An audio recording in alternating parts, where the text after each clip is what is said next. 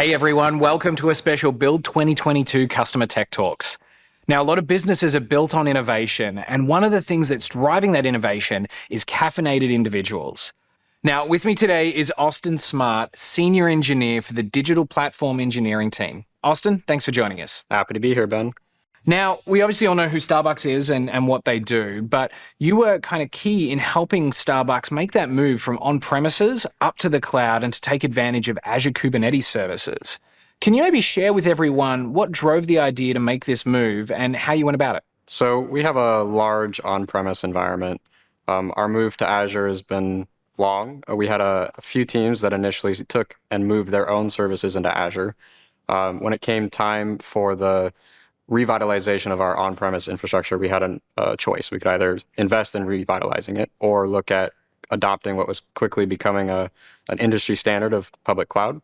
So given that history of adopting Azure successfully, we looked at what it would take for us as a platform team to adopt Azure Kubernetes Service and provide a platform for the rest of our application teams to bring their services up into the cloud. Now, one of those services you moved over, or some of those services you moved over, more importantly, were really behind or part of the back end for that mobile ordering application. And now you've got some of those up there now, and they're running in a kind of production or semi-production environment.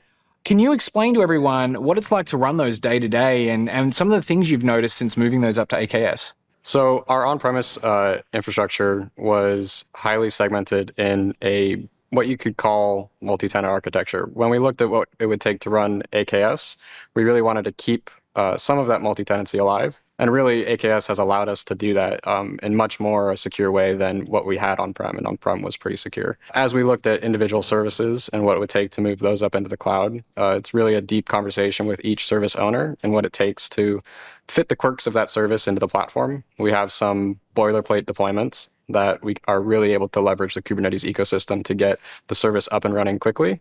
But as we take and kind of fit the service to the platform, we leverage that boilerplate to move quickly. Now, you've obviously got a number of services you said that you were running on premises, and migrating each of those up obviously came with its own complexities. What were some of the challenges you faced while you were moving those services up there, and how did you address them?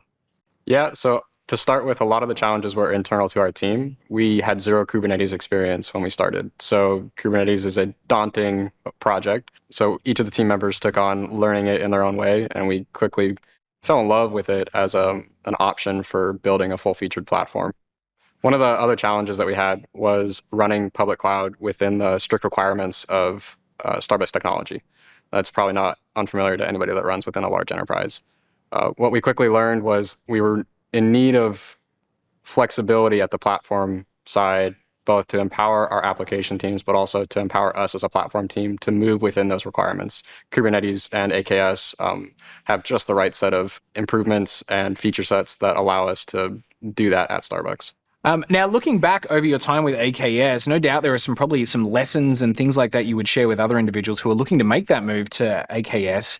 What are some of the lessons or things you'd recommend people do, or maybe even things to avoid during that migration? Yeah, we have quite a few learnings. It's been a couple-year journey. The biggest one for me was trust the product team of AKS. They're great at taking customer feedback as long as you provide them with that feedback. They come out with features that are incredibly relevant, especially to us that run AKS as a platform offering. The other thing that I would warn folks against is getting locked into individual tools. Kubernetes is a rich open source ecosystem. With that comes many, many options. For us, we kind of got stuck with a couple of tools early on that if we had taken the time to look across the board at the dozen different offerings and evaluate each of them, it would have saved us a lot of engineering hours and we would have come out ahead a lot sooner. That's really great insight and really kind of sets up that idea of like with AKS comes great power and great responsibility altogether. Well, look, Austin, thank you so much for taking the time with us today. It's been great to hear about what Starbucks is doing and how you're taking advantage of Azure Kubernetes Services within the business. Thanks for having me, Ben.